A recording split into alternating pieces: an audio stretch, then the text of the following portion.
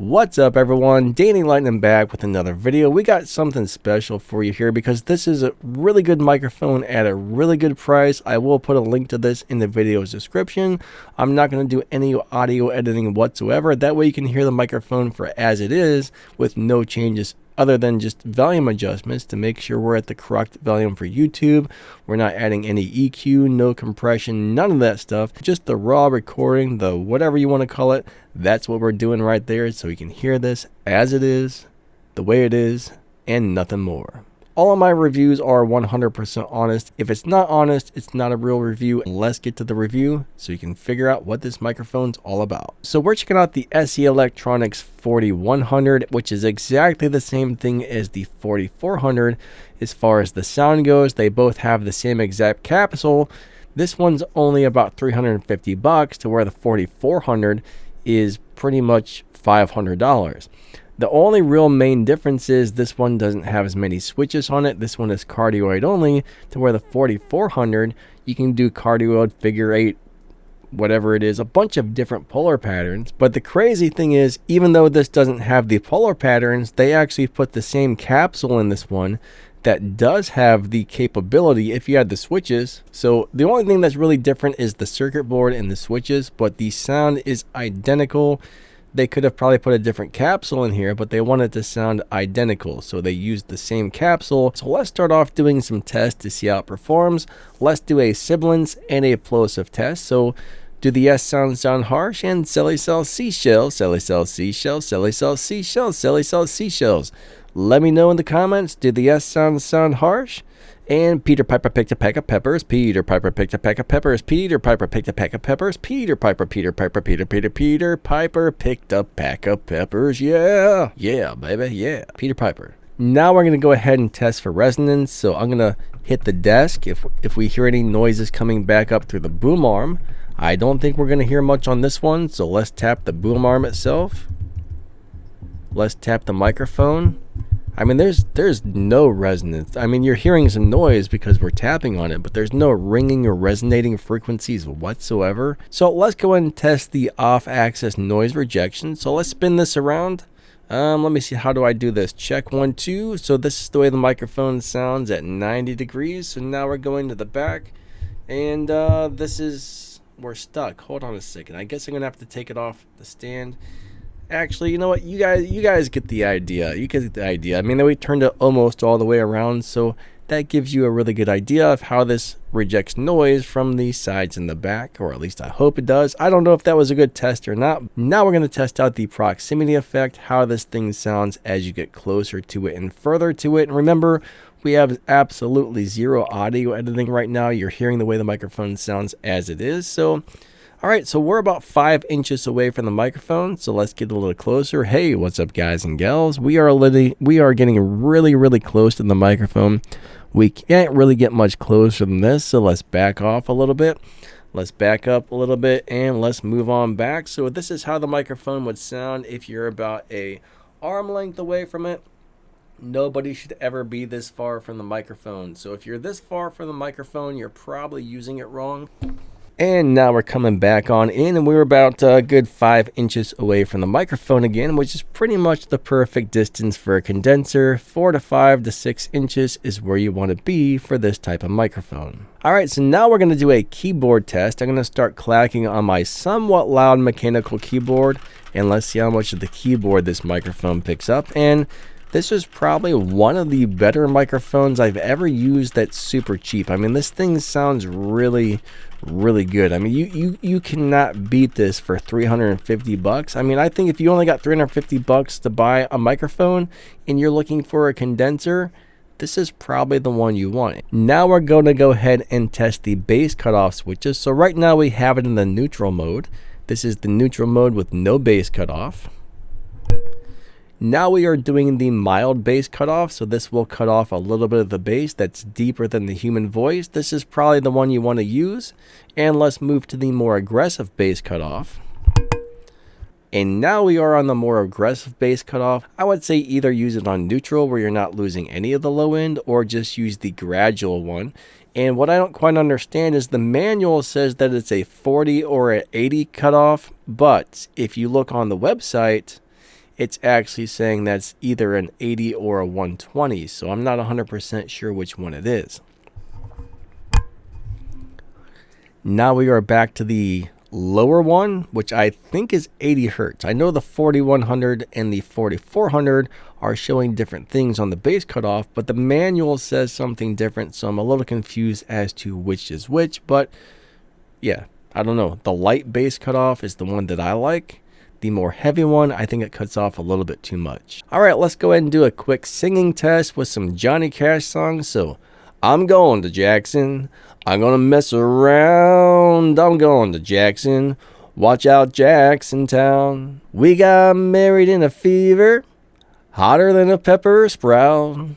I've been talking about a Jackson ever since the fire went out. I'm going to Jackson. I'm gonna mess around. I'm going to Jackson. Watch out, Jackson Town. I'm going down, down, baby, your street in a Range Rover, street sweeper, baby, cocked ready to let it go, shimmy, shimmy, cocoa, what? Listen to it loud, light it up and take a puff, pass it to me now. I woke up to the sound of pouring rain, the wind would whisper in a dream of you. I don't think I sang that one very well at all. My sinuses are kind of plugged up today. That's a hard song to sing when your sinuses are all messed up, but there is our terrible, terrible, terrible, terrible singing test right there. And I guess we can go ahead and compare this to a couple of other microphones. So we are going to go ahead and compare this to a couple of other microphones. So this is the SE Electronics 4100, and this is the way it sounds. Next, we're going to be switching over to the SE Electronics V7 handheld dynamic microphone. Now I know this is a dynamic microphone and that's a condenser, and I do have some background noise going, so let me go and shut that off really quick. Now I am doing the microphone comparison part on a different day. I'm recording it the day after or 2 days after or something that I did the review part. So anyways, this is the way the SE Electronics V7 handheld dynamic microphone sounds. And now we are back on the SE Electronics SE4100. And we are about to switch over to the Shure SM58 in just a second here, but this is the way this guy sounds, and let's go ahead and switch. Now I'm talking right into the front of the Shure SM58. This is loved by singers and podcasters and people that speaketh into microphoneths. So yeah, there it is. This is the Shure SM58. Very good sounding microphone, and let's switch over and let you hear something else, I suppose. All right, here we go, here we go. Now we are talking back into the SE Electronics SE4100 microphone, and this is the way it sounds right here. So let's switch to the next thingy so you can get a good comparison between this thing and that thing. Now this is the Lewitt LCT 440 pure condenser microphone. This is one of the first condensers I ever bought. I used it for a small period of time and then I moved on.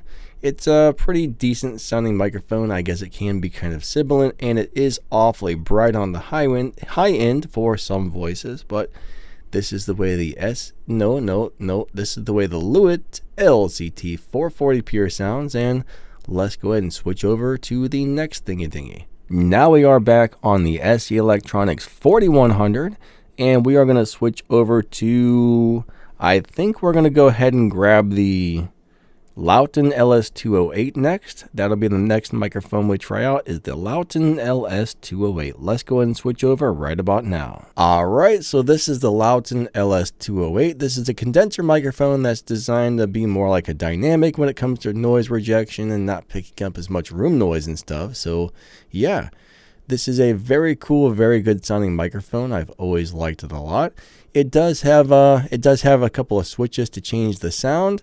Right now we have it on the flat switches, so it's got all the highs, all the lows, all the alls, all the everything. So yeah, this is the way the Lauten LS 208 sounds, and let's go ahead and move on back to the 4100, and then I think we have two more microphones after that. Alright, and we are back on the SE Electronics 4100 condenser microphone. I almost said handheld condenser microphone, but this is definitely not handheld. This is boom arm held. As you can see, the boom arm's holding it right here. And I'm talking some crazy nonsense, so yeah, let's let you hear the next microphone. Okay, so now we're talking right into the front of the Rode NT1 5th generation Same thing as the Rode NT1 Signature series, but yeah, this is the 5th generation Rode NT1 right here, and it's a pretty nice microphone. This is the way it sounds in my room with my crazy voice, and yeah, I think you got to hear it, so that's probably good enough.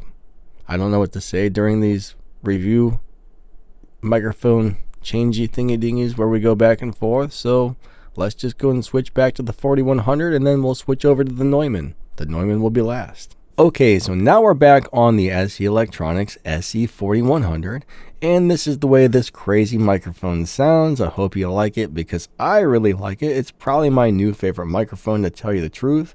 Not kidding, I absolutely love this thing, and I guess we're going to go ahead and switch over to this Neumann microphone right here. This is the BCM 104.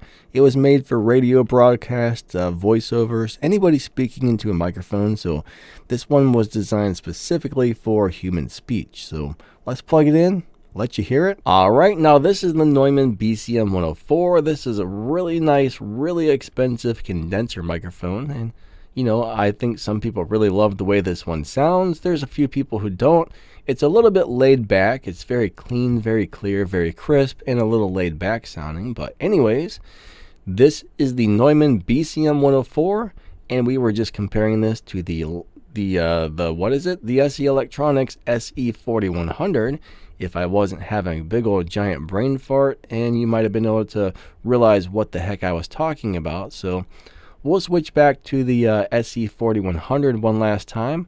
I'll fit this into the part of the video I already recorded, and then we'll finish her up, because I think that's about it. Yeah, very nice microphones. Very, very nice microphones. All right, one last time, we are back on the SE Electronics 4100, and due to the fact that I recorded the first part of the video on a different day, and I'm recording this part today, I guess my voice could sound a little bit different from day to day, so that's why I've decided to just do all the microphones, including this one, on the same day. That way you can hear my voice speaking into all the microphones on the same exact day. So there it is. There's the microphone part, and let's get back to the regular part of the video that I recorded already. Yeah, here we go. Here we go. All right, so honestly, this is a really good sounding microphone. In my room, it is picking up a little bit more low-end reverb than some of my other microphones. That's not really a problem with the microphone. Unfortunately, I've got this big, gigantic desk, and I think some of these reflections bounce off of the desk and come back into the mic. I mean, my room is pretty well sound treated, but I still have a little bit of an issue with some of that low-end resonance in my room. And I do think a lot of it is from this desk. I really need to get this like little teeny small desk or something. That might make life just a little bit easier. But yeah, this is just a really good sounding microphone. I mean, you cannot beat it for $350. This is 100% professional pro quality. I mean, I think this sounds as good as, you know, like a $1,200 Neumann or something. The Neumanns are a little more mid-forward. This one feels a little more flat and neutral. So it's not like it doesn't really accentuate any of the frequencies. Like the mids are pretty even, the lows are even, the highs are even. So the EQ curve is pretty flat all the way across. And it definitely has a very overall natural sound, which is something that I really like in a microphone. So the SE Electronics SE4100 or the 4400 are both amazing microphones. I mean, if you really need these switchable polar patterns, by all means, you can go out and spend the $500 and get the SE Electronics 4400. I said the wrong thing, so I had to retake this part. Darn it. But it's going to sound just like this. If you put them both in cardioid mode, you will barely be able to hear a difference. These are just top-notch, amazing microphones. I mean, the 4100 for $350, you can't freaking beat it. You cannot beat that for $350. There's not going to be a better microphone out there, in my opinion, for $350. This is just a really nice quality, very natural, very good sounding microphone. You should probably buy this. You should buy this. There is a link in the description if you want to get one. I would appreciate it if you use my link. If not, that's fine too. I'm not here to sell you something. I'm here to review stuff. And this is one of the best budgets I've ever seen. I mean, Honestly, if you want to go out and get yourself a Neumann or a Lauten or a, who else makes really good microphones? I like Neumann microphones a lot. I love the Lauten microphones. Shure makes some really good mics. And we can't forget the Roswell microphones. They're doing some really cool stuff over there with these handmade microphones that are sounding great. I don't know, those are a couple of my favorite companies right there. They make really, really, really good stuff. Sennheiser makes some nice ones. Who else? SE Electronics makes some great microphones. They have some other ones that are awesome as well, but this one's super affordable and super good. I just like it. I just really, really like it. It's an awesome microphone. I don't think you can go wrong with this thing. If you got one, use it. That's what I say. I'm just babbling on now. So there's our review for the SE Electronics SE4100. I think this thing is amazing. I'm glad I got one, and you should too. All right, lightning out. Have a great day. Thank you for watching. Don't forget to check out the affiliate links in the video's description and the pinned comment, plus some other stuff might be in there you're interested in checking out. So take a look at that stuff, and we will catch you next time. Don't forget to like, subscribe. Thank you so much for watching, and have a wonderful day. We will see you later. Lightning out. Catch you later. Adios, hasta la vista, and bye-bye.